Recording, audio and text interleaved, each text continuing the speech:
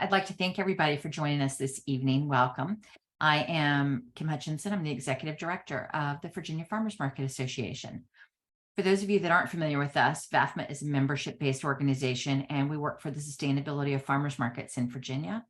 One of the things that we do is provide educational opportunities for farmers market managers and vendors. We are currently working on scheduling a slate of trainings for market managers and vendors. So if you have specific topics that you would like for us to cover, please let us know.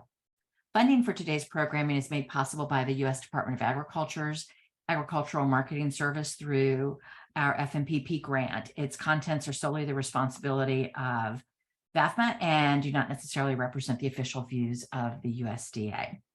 Before we begin, I would like to ask you, if you haven't already done so, to please join our email list via our website at vafma.org. Mary will drop that into the chat. This will allow you to stay up to date on all of our latest trainings, webinars, and you'll have access to all the latest resources and information that we as an association have available. A bit of housekeeping for today's webinar. This is being recorded, and the recording will be sent out along with all collateral resources to all registered participants. Also, please keep yourself muted until we get to the interactive segments and or if you are asked specifically to unmute. And for questions, which we highly encourage you to drop all your questions, to ask questions today, please drop those in the chat. I will be capturing all of those and asking our presenter the information for you. So let's turn our attention to today's topic, more money for your markets. In this webinar, you're going to learn how to increase traffic to your booth, convert market guests into paying customers, and keep them coming back week after week. You will also learn how to track sales and expenses, use newsletters to communicate with your customers, and spotlight the best product in your business, which is you. About our speaker today. Kelly Shepard is the co-owner of What the Farm, a regenerative farm that specializes in chicken, pork, lamb, and beef in Virginia Beach. With a background in business coaching, her primary focus is helping farmers and market vendors achieve profitability through their agritourism, education, and subscription-based sales. Kelly believes that the only way to grow the sustainable farmers market movement is to make it a win-win for both vendors and consumers. So with that, I'm now going to turn the webinar over to Kelly Shepard. Kelly, take it away. Thank you so much. All right, guys, I'm going to pull up a PowerPoint for us to see. And one thing, Kim already said it, but the best way to learn is interactively, not to listen to me talk all day. So I want you to definitely participate, put those questions in the chat. We're going to break up into groups. This is a workshop, okay? So we're going to work together. You're going to end up leaving with some actual things to move forward in your business, okay? All right, so this is my information. Like Kim said, my name's Kelly Shepard. I work for a coaching company called Business Maps, where we specialize in helping business owners identify the gaps in their business and help them plan to reach their goals, develop a map to reach their goals. How did I get here? So I always like to take a few minutes. I have to admit, I don't do a lot of training in the farmers market space, and I'm super excited to be here.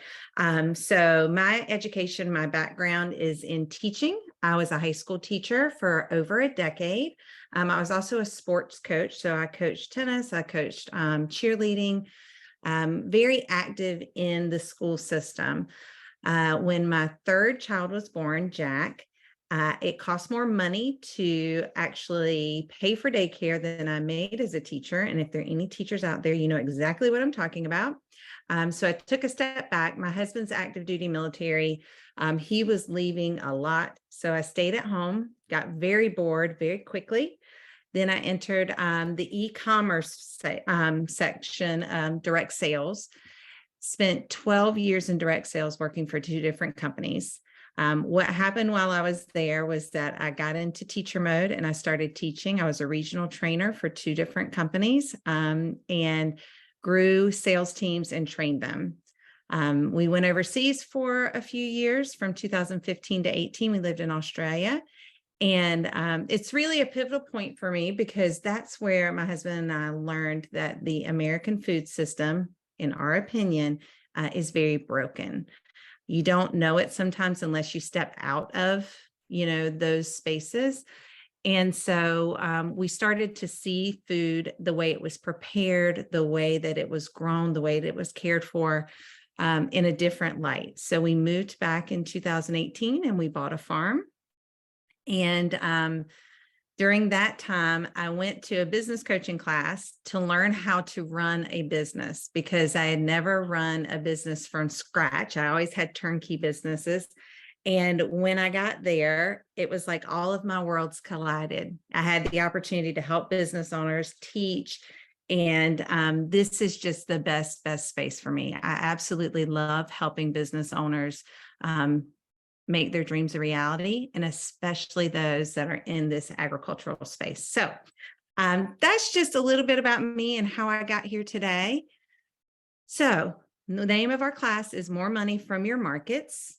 Okay, I would love for you to write in the chat if you would like to make more money every Saturday when you go set up your booth, or Wednesday or Thursday. Would you enjoy making more money at your markets? I think we can all agree that it's a lot of work and we deserve to be able to be successful and profitable. So we have 3 key objectives today. The first one is to understand why customers choose you. The second thing we want to do is identify some tactics to improve your revenue per market and per hour. And so if that sounds weird to you, don't worry, I'll explain it to you in a little bit. And then the last one is always the most important. We go to lots of trainings, we listen to podcasts, we do all kinds of workshops, and many of us, myself included, get a lot of great information and then we don't do anything with it. It's like, oh, that was nice. And then nothing happens. So I always encourage people at the end of my classes to create a plan for implementation. I want you to, hopefully you'll get some really good tips, tricks, things that you want to try. And then I want you to really make a plan to implement them in your business. All right. So are there any questions yet? Or are we good, Kim? Good. Okay. All right. So why choose you?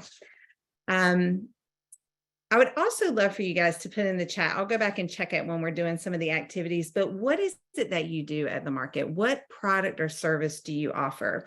We're a regenerative farm, so we do all pasture raised meats. We do chicken, turkey, lamb, beef, pork.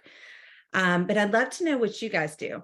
And if we did a Google search of whatever product or service you offered in your area, I am guessing for most of us, there are many, many options. I know for me, exactly what I do, there's 4 farms like right here in my area that do the exact same thing for the most part, right? Everybody does things a little bit different. So why are people going to choose you over anybody else in your area? Okay, so let's talk about that a little bit. I want you guys to write this down. Okay, people have an unconscious desire to be part of something bigger than themselves. People have an unconscious desire to be part of something bigger than themselves. And this is why people choose you, whether they know it or you know it. We all want to, it's just human nature to want to be part of something.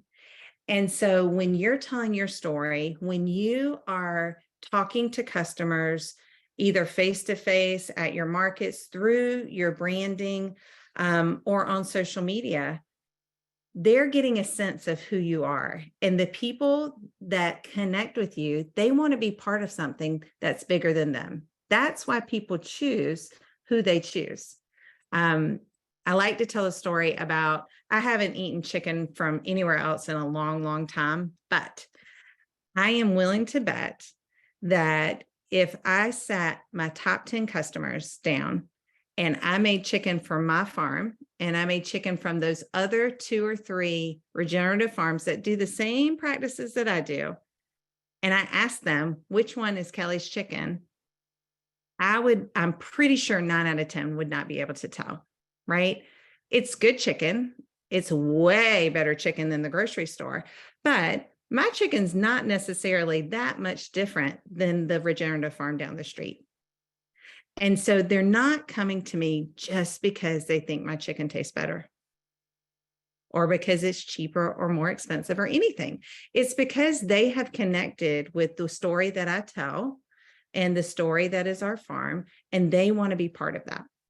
And so these are the things that I want you to contemplate when you're coming up with how you want to represent your company when you're at these markets. Okay. All right. So we're going to start with our workshop now. Okay. I want you to take a minute and we're going to do a little bit of a journal activity. And here are the two questions that I want you to contemplate. Just write down some of your thoughts. I was a high school teacher. I am very used to asking for volunteers and hearing crickets. So I'm going to ask for a volunteer after we do this activity. If I don't hear from anyone, then I'm going to volunteer someone. Okay, so just be prepared. All right, so here's your journal activity. Why do people answer this question? Why do people come back to your booth time after time? Why do they continue to come to your booth? And the other question I want you to answer is, what does your company stand for? All right, and I'm going to give you about 2.5 minutes. So I want you to really take some time and think about it. Okay, I'm going to set a timer and answer those questions.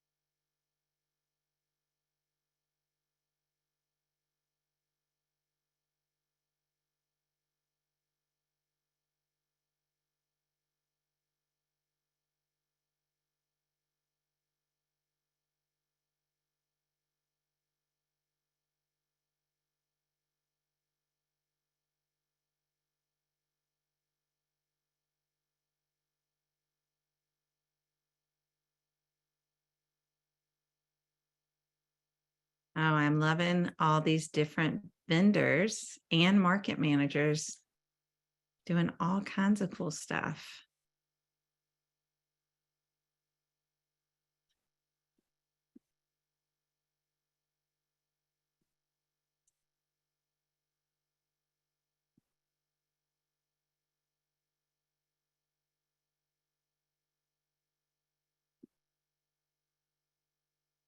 All right, you got about 30 more seconds.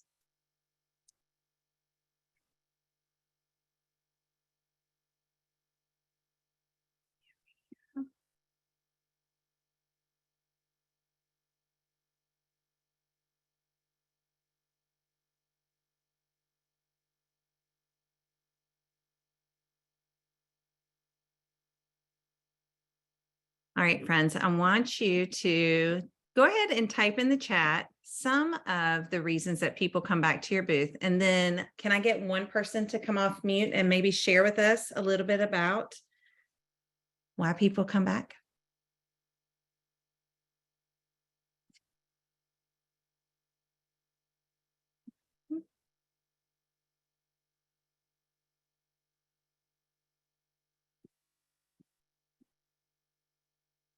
Let's see, Miss Jamie, would you come off mute? Jamie Hahn, do you mind? Sure. Hi, how are you? I'm good. How are you? Doing well, thank you.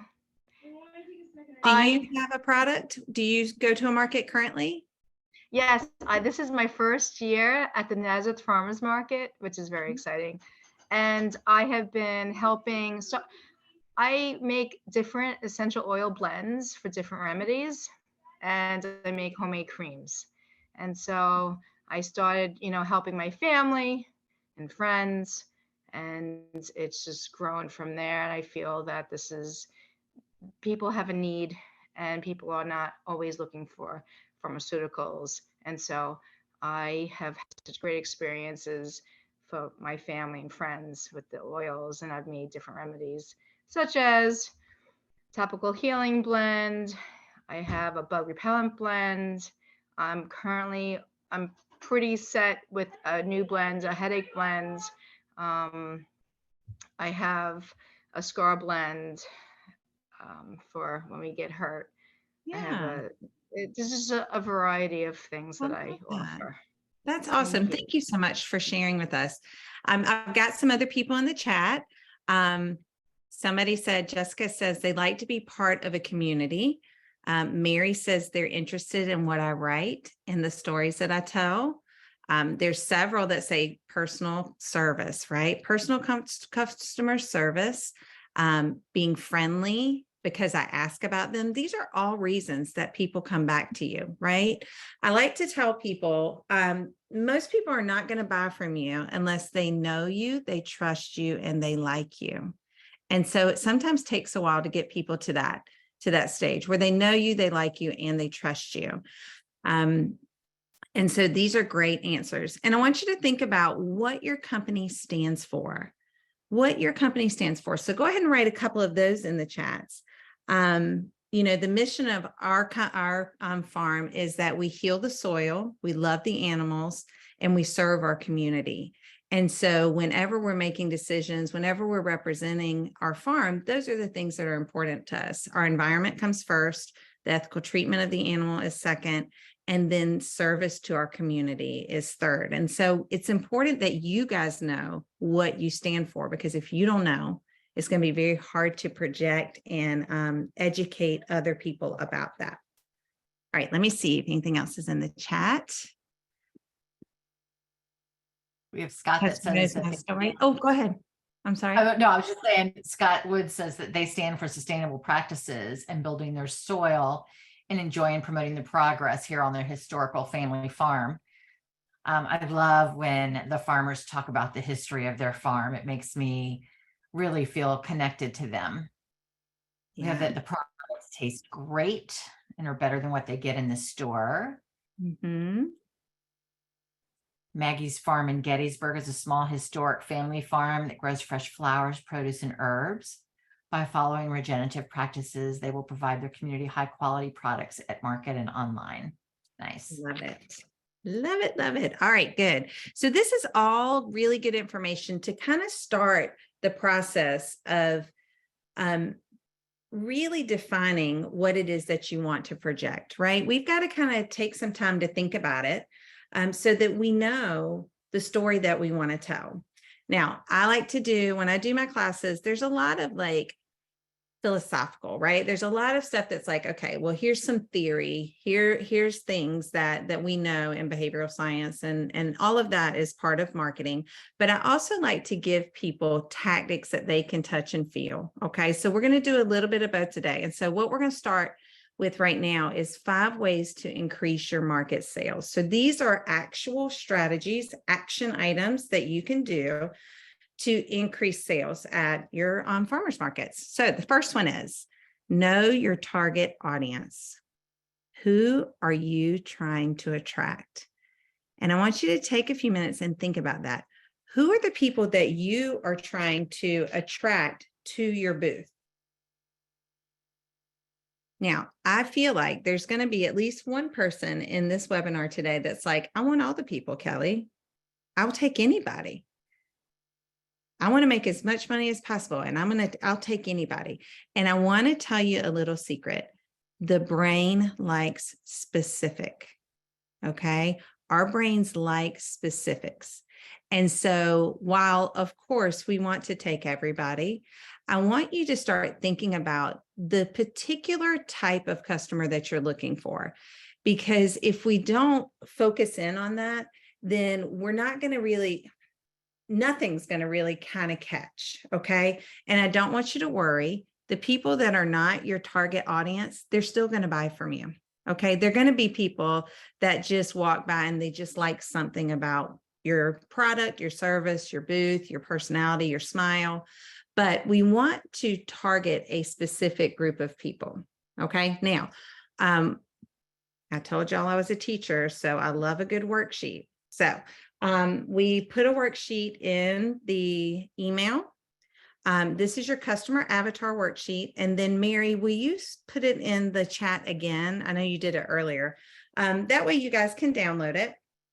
If you don't have it yet, don't worry. You can just use this and you can get it at the end.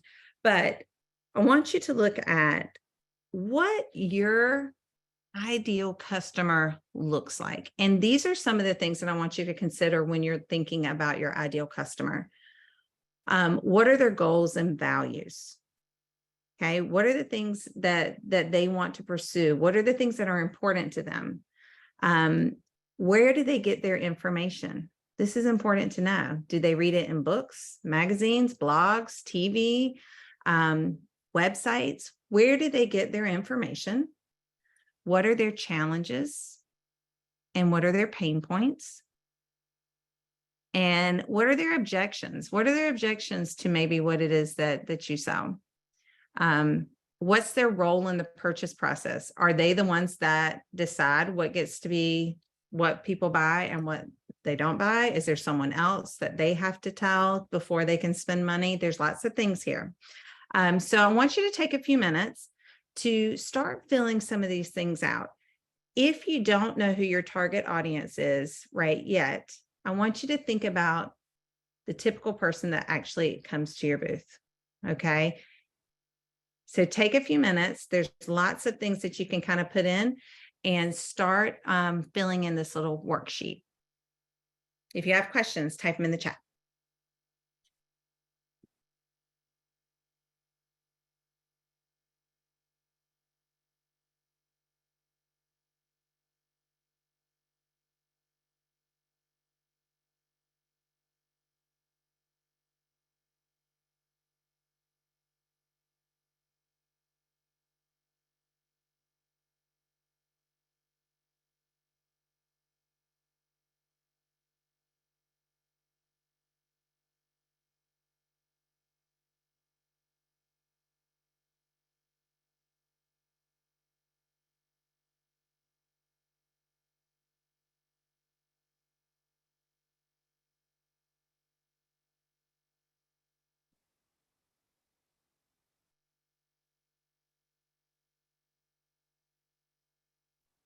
Is it my goals and values or the customer's goals and values? Jamie That's asked. a great question. And it is the customer's goals and values.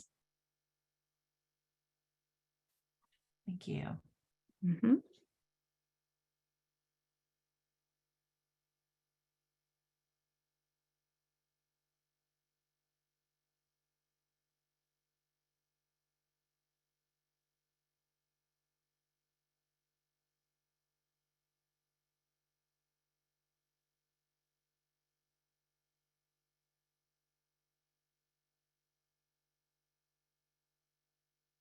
And while you guys are working on this, I'm going to go through a possible objection for you that we have with most meat that you buy at a farmer's market.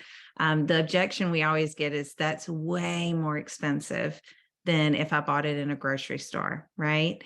Now, the reason I need to know that that is the objections that I'm going to hear is that when I'm explaining things to people, I can tell the story of why our meat costs more. You know, what is the process? It's way more labor intensive. We feed our animals non-GMO grain. We move them every day. It requires a lot of grass and pasture. So we have to have a lot of property versus chickens born on a cement slab and grown inside a building. And so if I know these things already, these are the things that people are going to look at, and these are their objectives, then I can go ahead and educate people ahead of that objection. Does that make sense? And so this piece is really important, understanding what's going to cause them to think twice, right? And then you can educate them on the reasons that they can overlook that objective, okay? That objection, sorry. Let's see. Ellie, Adam asked, would this be beneficial to send to people in your social web to find your target market? I think that I know what he's asking, like asking your social media, like what are the things, what are your common objectives, like doing polls and things like that. Does that feel like that's what he's asking? Adam, is that what you want to know, whether Yes. Okay. Ju- Yeah. yes, So yeah. absolutely. And we're actually going to talk about that in a second, getting customer input. But absolutely, if you don't know, ask people, who are the people that you think would love my product? Get some input from other vendors, other, business owners and customers for sure. Edwin says his goal is to have quality products and their values are customers get great products. I That's love fabulous. that. Too. Love it. Love it. Oh. Okay. So you guys are going to we're going to do a breakout room. Okay. And now I'm going to say, I know how many people are in this room right now, and I don't want that number going down when we go to a breakout room. Okay. This is not scary. We are here to share information. Okay. And you're going to get stuff from being in these small groups, because things that I'm saying might make sense to some of you. And then somebody who does a completely different business is going to have other ideas. You guys have great ideas. You're business owners. You are experienced. And so take this moment. We're going to break into groups. I think we can do groups of 4, either 3 or 4, and talk a little bit about your customer avatar. What do they look like? Ask the people in the room. And when you get in your breakout room, the person with the longest hair goes first. Okay. So when you get in your breakout room, whoever's got the longest hair, they got to be number 1, and then they can pick the next person. And how many people are we going to do, Kim? Or Mary, is it 3 or 4? I just did it to 4, so Okay. about 7 breakout rooms. Is that Okay. good? Minus the 3 of us. Yeah. That's perfect. So you guys are going to get 4 minutes. Okay. So you're going to each get about a minute to talk about it. Go around, tell everybody what your customer avatar is. This is a great place to ask questions too. Like, oh, I sell this. Who do you think, who are the people that would love this product? Okay. So you're going to go into your breakout room, and we'll be back in just a minute. Okay. Ready? Mm-hmm.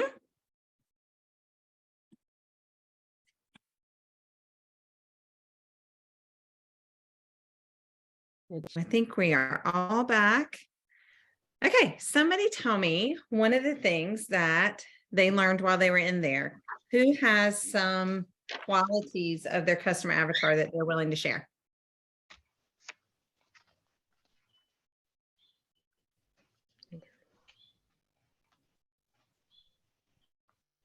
You're going to have to call on somebody. All right.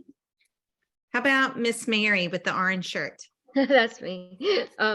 So I'm the writer, and I was telling my group a little bit, like mine's a little bit different. I don't sell food at all. So I have 14 books, but I've been doing this for a couple of years now, where street festivals and farmers markets and, arts festivals are my biggest places to sell my books, because there's little competition.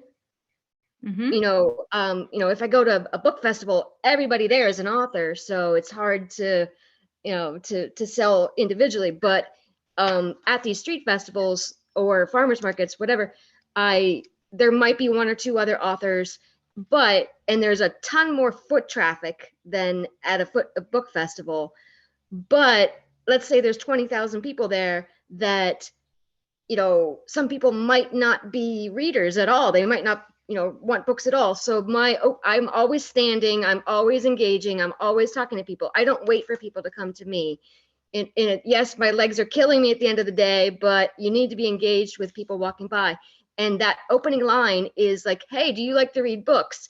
And if they say no, that, like, okay, cool. Not everybody does. And they keep walking. But if they say yes, hey, let me, what do you like to read? And it's an open-ended question.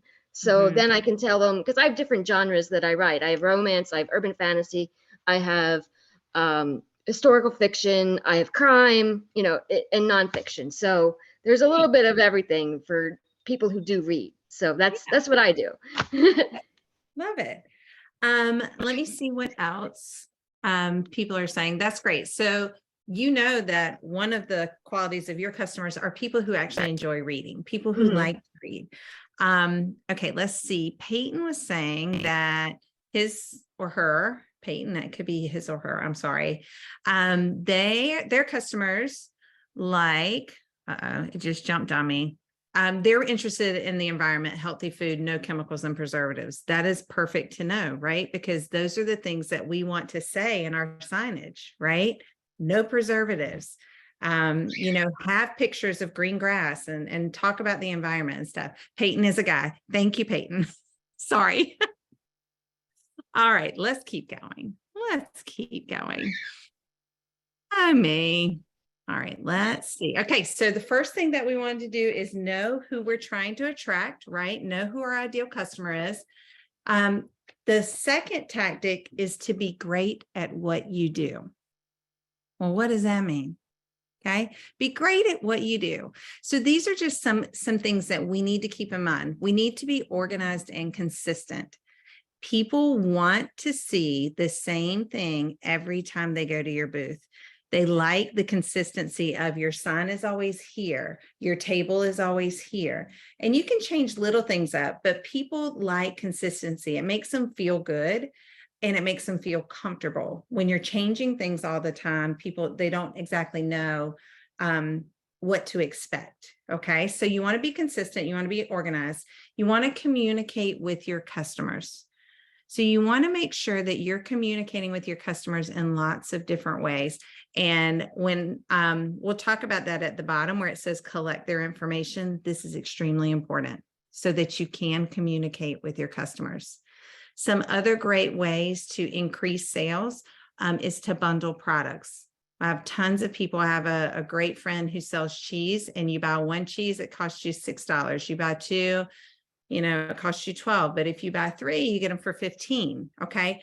And that's going to cause people to want to buy more product, right? Because people like to get a deal. So when you bundle things, I might do a breakfast special where I sell a pound of bacon, eggs, and a seasoning, right? And you put all that together and it just makes it simple. They're like, oh, well, I'll just take all of that. All right. So bundling products is another great way. Loyalty rewards, taking a business card and having little stars that you can hole punch. And every time they buy a product or spend a certain amount of money, you punch a hole on their loyalty card and then they get a discount at the end. People love to be a part of something.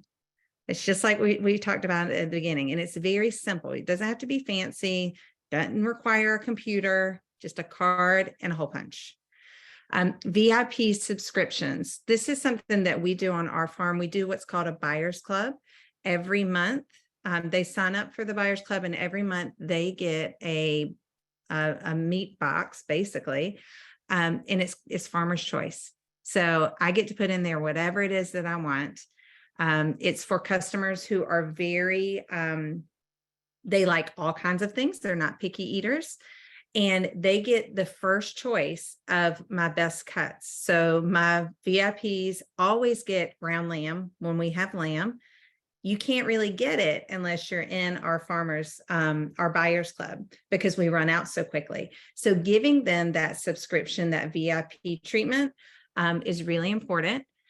Customer appreciation events. This is another thing that you can do without spending a ton of money to show your appreciation to your customers. One of the things that we're planning to do this year is a picnic at our farm, and everybody's bringing their own stuff. Like, it's not going to cost me a lot of money. I'm going to let them pet the 4-H cow and show them where the chickens are. And they just come and bring a picnic and they can sit and play, right? The kids can run around. We can answer questions.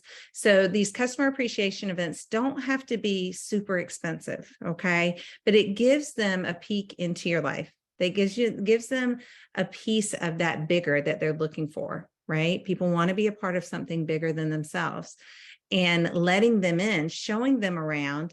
If you make cheese, showing them, like, here's my kitchen. This is how we do it. This is the process that we go through.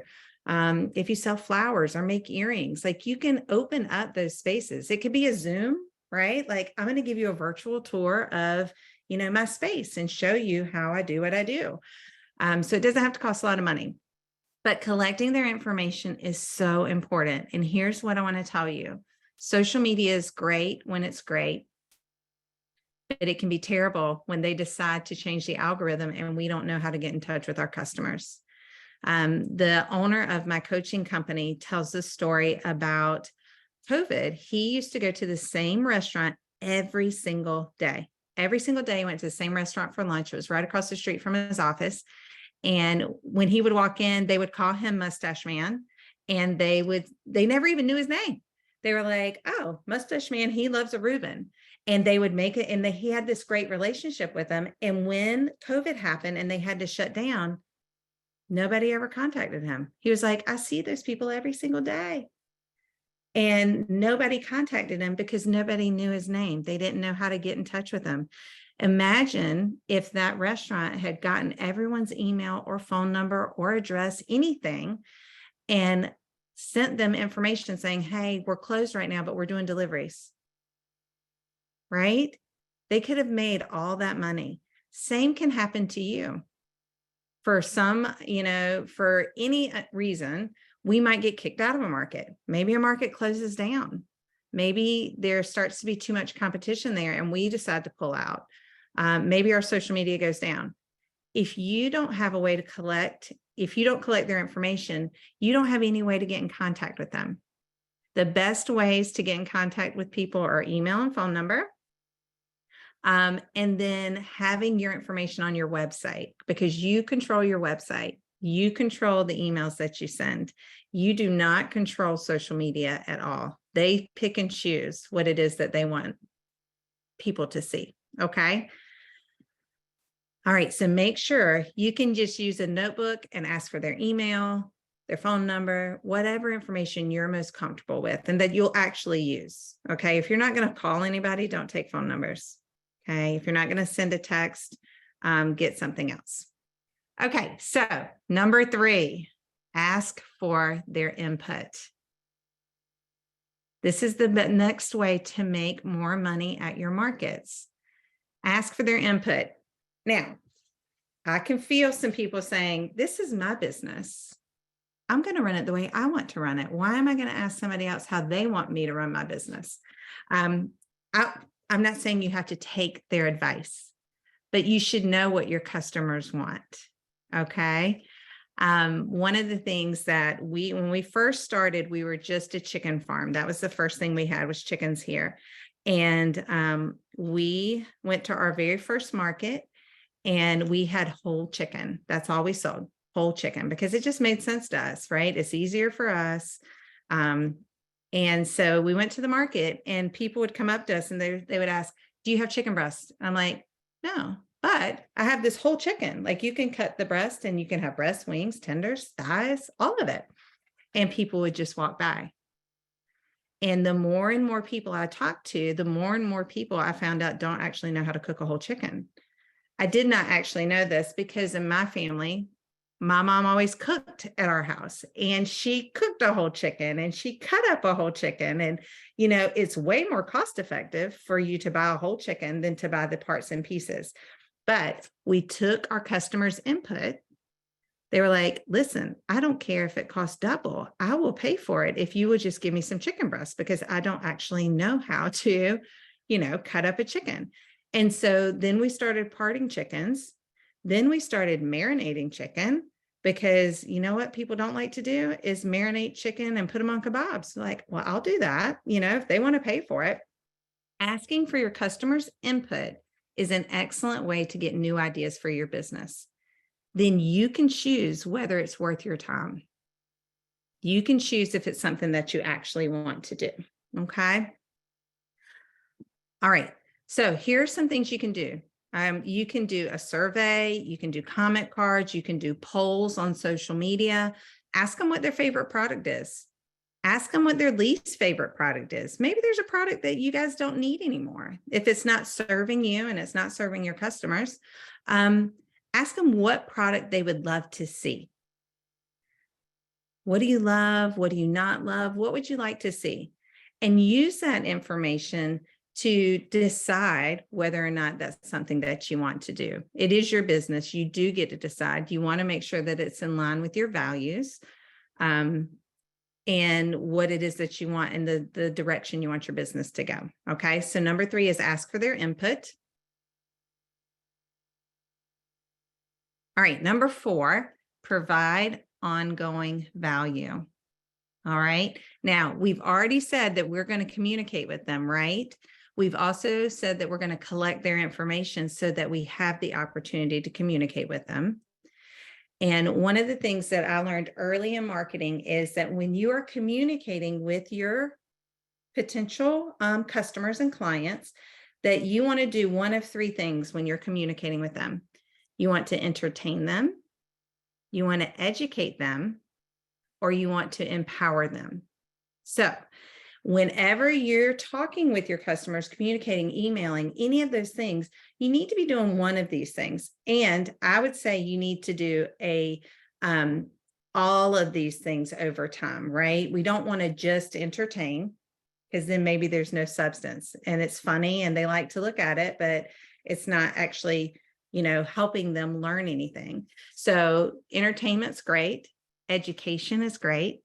Teaching them about why we rotate animals on our farm. Like what is the reason that we do that? That's a lot of work, but if we move them, then they don't have to stand in their own poop, right? That makes them healthy. It makes the soil healthy because it's all getting fertilized. We put them in small spaces so they eat the grass that tastes good first, but they're still hungry. So then they eat the broccoli grass that's actually good for them. And if they were all in a big space, they would just walk around and eat all the ice cream grass, right? So we educate people on why we do the things we do, and then empower them. Give them information that they can do something for themselves. One of the things that I asked customers what they'd like to see, we like to teach adult classes, and a bunch of them were like, I really want to learn how to can. So they wanted to learn how to can vegetables and things like that. Well, we don't sell vegetables. We don't sell anything really. I mean, you could can meat, but it's something that they want to be able to do. And the people that buy from me also like to grow their own vegetables or get fresh vegetables, and they like to preserve them so that then they can eat them when they're out of season. So empowering them to be able to do that is important. So think about the things that you could empower them to do, even if it's not exactly in line with what product you sell, but it might be an adjacent product, right? Any questions so far? Okay, last one. Good in the chat. What's that? We're good with the Good chat? in the chat, yeah. Okay. All right. So this is the last one, guys. And I always say, save this one for last for a reason. So the 5th thing you can do to make more money at your markets is to tell a great story. Now, if I started with tell a great story, there would be people that would say, oh my goodness, this is another one of those fluffy, you're not going to actually teach me how to do anything classes. Okay. But telling your story is so important in getting people to come to your booth and to consistently come back. Okay. Now I have another worksheet, but write this down. Here's the formula for a great story. Number 1, you got to be yourself. You have to know your audience, which we've already spent some time doing with our customer avatar. We need to communicate the problem. We already did that a little bit in our customer avatar as well. Build your character, and then share your story. Okay. And you'll see all these things start to come together, right? You can't share your story if you don't collect their information, right? So all these pieces are coming together. All right. So this is the 2nd worksheet in that packet. Okay. And it'll be in your email again at the end if you weren't able to get it before. But this is just another way to kind of journal and create your brand story, right? And so the first thing is that you really want to always be yourself. People can feel it when you try to be someone you're not, right? The name of our farm is What Farm, okay? I can't be some uptight, stuffy lady and call my farm What the Farm. It just doesn't match, right? Like you have to be who you really are, okay? Talk about why you started your business. Talk about how it started. You know, a lot of people, we're first generation farmers. We didn't know anything about farming when we bought this place. And people like that. They're like, okay, it empowers them to say, oh, you don't have to be a generational farmer. You don't have to have 100 years of farming history in your family to start farming. And so you want to tell people that story. How are you different from others in your industry? What makes you unique? Okay. Know who you're talking to. That about the demographics. What are their values, ambitions? Use your avatar sheet for that. Communicate the problem. Also, with that avatar sheet, we talk about what are the problems? What are the possible objections? What are the things that are going to come up when they're making the decision whether they want to buy from you or not? And then build your character. Okay. What are the personality traits of your business? Your business has a personality.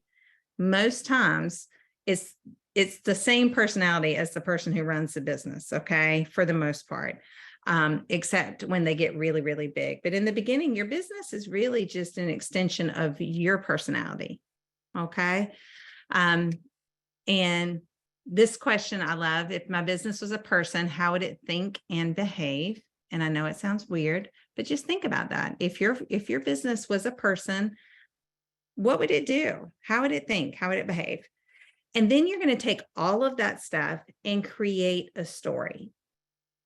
And this is the story that you want to tell. Now, just like at the beginning when I said we want to create a plan to implement, it's beautiful to do all the work and write this story. If you don't share it with anybody, you've wasted a lot of time. Okay. So think about, on that other worksheet, I asked you, where do your customers, your ideal customers, where do they get their information? If they get their information in magazines and books, then posting on a blog might not be the best way to communicate with them, right? We have to know where those people are. If they are always coming to markets, we may need to communicate that information at the market with our marketing materials, right? With our booth, with our signs, with handouts. Maybe it's through texting, maybe it's through your website, social media. So we want to know where they are so that we know where to put the information. Does that make sense? Okay, I'm going to keep going because I want to finish. I want to be respectful of your time. I am going to stay after to answer some questions. Okay, but let me just do this last one. This is my favorite worksheet. I think this is, if you're a market manager, I think this is a great thing to give your vendors, right? Because we need to know where we make our money. We need to track that. And a lot of us, we are very emotional about our business. And there are markets that I enjoy a lot and I don't necessarily make as much money at. And so when I'm trying to make decisions about it, it becomes very emotional because I'm like, oh, but I really just like going to that market. And that's okay. But we need to have clarity about what our business is really doing. And so this is an activity where you can just go through, and I put an example at the top for each of your markets. Every month, I want you to track how much money you make, how many hours it takes to do that market, whatever fees you have for that market, and then you can come up with your revenue per hour for each market, because some of my markets are 15 minutes away. Some of my markets are an hour away. And so our dollar per hour becomes important. We are all, we only have so much time in the day. So we want to make sure we know how much money we're making per hour in different places. Okay. So for this one, so I just put an example. One of the markets we do is called Talbot Park Farmers Market. And so as an example, in the month of April, my revenue maybe was $5,056 for 4 weeks. Okay. And it takes about 6.5 hours per market. So if I did 6.5 hours by the time I pack up, drive, set up, do the market, unpack, go home, put it away, 6.5 hours. So if I multiply that by 4 weeks. That's my 26 hours. My fees for the month are $128. And so this is a spreadsheet, but you can just do the math by taking your revenue, subtracting your fees, and then dividing that number by the number of hours that you work at that market. And that's going to tell you that in April, my revenue per hour was $189. Okay. May, you can look at the numbers and see. Tracking your numbers does a lot for you, right? If you've been to markets for a long time, you probably know, or you've seen a trend. The first month of markets is amazing, right? Because people are so excited. They haven't seen you. They buy lots of stuff. For me, in July and August, it always dips down because it's super hot. And a lot of the markets I work are on pavement, right? They love to bring their dogs. Well, it's too hot for their dogs. They don't come. They go on vacation in July. So we'll see a dip in our numbers. And so tracking is not only good for just figuring out your revenue per hour, but also understanding, oh, you know what? Let's look at this example. When did I have my best numbers? So my numbers went up in October. And if I remember that I introduced a new product that month, right? So I can see if I want to adjust my numbers, maybe I introduce a new product in July when my numbers are low to help me boost my my revenue that month. And when you chat, you kind of put all of your markets against each other, it just gives you really good information. Like if I can only do, our first year we did 6 markets. That's a lot of markets. We did that so we could track it and see which markets were the best for us. We found out that breweries are not great for us because most people that are going to drink beer don't bring a cooler with them. And if you don't have a cooler, you can't take frozen meat, right? But they're really great for other people. You know, other people do great at brewery markets. And so this is just another way to get information. Okay, I could talk about this all day. I'm going to stop for now. Any actionable takeaways and questions? So what questions do you have? And while you're doing that, well, Kim, you tell me. I've got like 1 minute here. I'm going to leave this up. You guys take a screenshot of this, take a picture of it. If you have any questions, if you want any more information, this is what I'd love to do. I would love for you guys to reach out. We have tons of training opportunities. And so if that's something you're interested in, I want to leave that there. And then I'm going to put it over to you, Kim, because I don't want to go over. I can stay and answer questions for anybody who needs or wants to stay. Okay.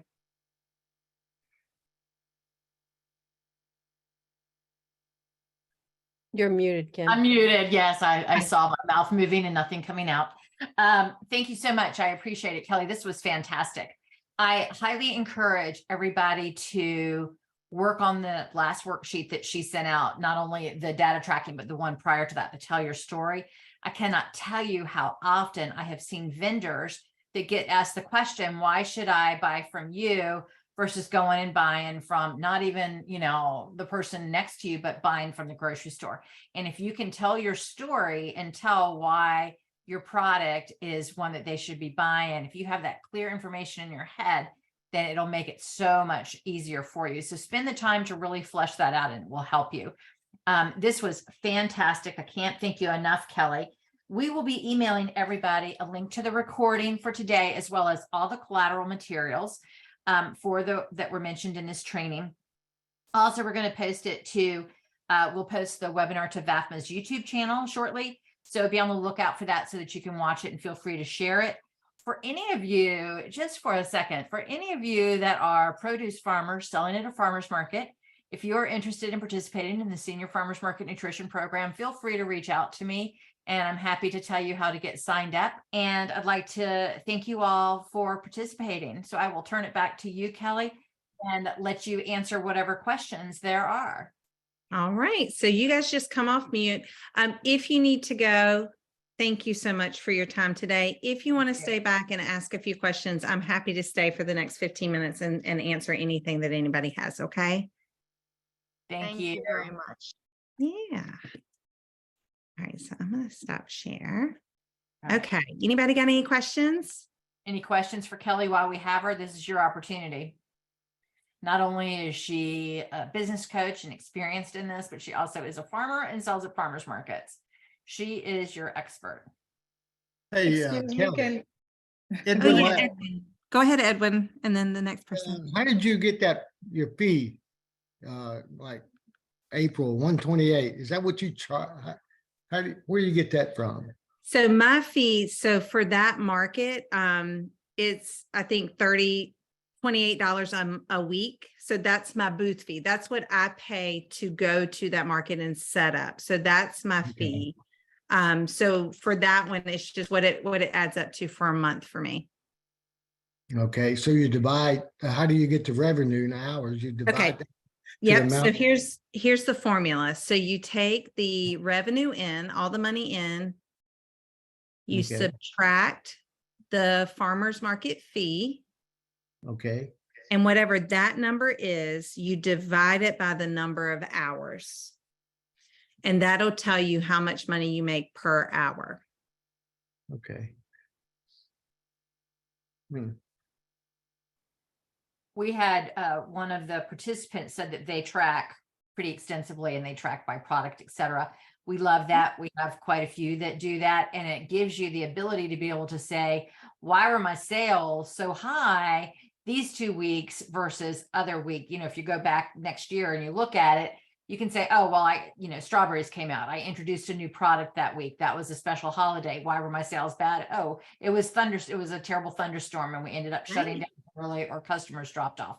So you can make this worksheet as specific as you want, but at a minimum, figure out how many sales you have, what your costs are, what kind of revenue you're making. It gives you control for your business. So thank you for all of y'all that are doing that. Yeah. Who else has a question? I know someone else had one a minute ago. Do you have a CSA? And if so, how did you advertise it? So we have a buyers club. So it's not really a CSA, but it is a monthly subscription. And we started with that communication. So we have a newsletter that we send out every month. And so we send it out in our newsletter. We talk about it. I have a little sign that says, ask me about the buyers club at our booth. And then of course we talk about it on social media. I don't want to understate like the power of social media. It's amazing. Okay. And when it's good, it's good. So we always use social media, but you've got to have those backups. And so now we have a wait list for our buyers club because we're a small farm. And on my website, it's on there. There's a place where people can sign up for the wait list. And yeah, those are the places that we advertise. That's great. Right. Any other questions? I have a question. Yeah. I make jewelry, and this is Mhm. my first time at a farmer's market. I signed up for 10 weeks this summer. It's a pretty large market. I'm not new to jewelry or to business. My parents had a business for a really long time, so I'm used to setting up and selling things that they used to sell or that my dad made, but not necessarily things that I myself have made. Just wondered what would be the most important things that I can do.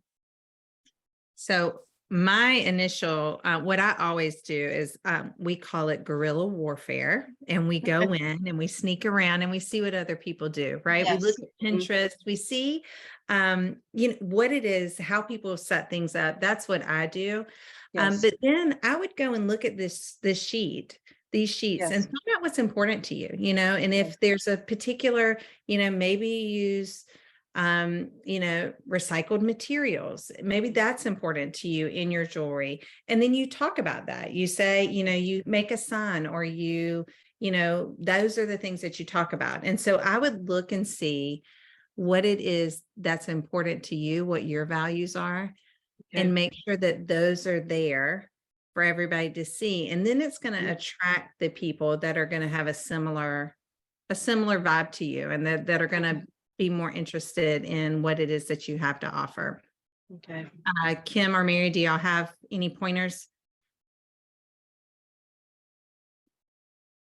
I'll drop in the chat a webinar we did, getting prepared for market. It talks about displays and marketing and sort of everything you want to bring to, if you're a new vendor, to bring to market. Yes. Right. Hopefully that'll be helpful to you. And then maybe also the one that Dr. Nartea did on vendor displays and all the signage templates and all of that she did. That was an excellent one for vendors. Okay. I've been working and buying displays and making jewelry, and I work at a school, so I make jewelry that I've been selling to some people there too, and they're giving me input. So Yeah. I'm And just see what working. works, right? We just have to trial and error, like set it up one way and, see if, it's attracting lots of people, and then adjust things and move things around. Right. I call it failing forward fast, right? Like we just try things. If it doesn't work, okay, that didn't work. Let's do this. And Yep, that's what I've been doing. I made a little bit of some different things and kind of see which area people like the most. I love that. Great. Thank you for the advice. Yeah. Anybody else have any questions? Kelly, this is Aruna. I had similar question regarding the CSA you're saying, right? Like you had this royalty card and the subscriptions, right? Mhm. I was trying to I do microgreens, so I couldn't get any subscriptions. I got it, but maybe very few of them. I'm very proud of my product, the way I do and all with organic everything. But still, I'm not getting the hold of it, how to get those subscriptions. Okay, so our subscription, our meat box or our buyers club is 80% our stuff and 20% other vendors. We do that because when I was telling you our mission is to heal the soil, love the animals, and serve our community. And one of the ways that we serve our community is helping our friends, right? It's I like to I want all of my customers to know all the other vendors. And so you might be able to find somebody that has a subscription, and every month we have different people in our meat box. So this month we've got the girl next to me sells bison. So we're going to have bison in there. There's a guy that sells Worcestershire sauce that he makes. So that's going in there. And then there's a guy that does a market garden. So he's going to do radishes or whatever's in season. So you might be able to tag along as a value add to another already established subscription, if that makes sense. Got you. Thank you. Yeah. Anybody else?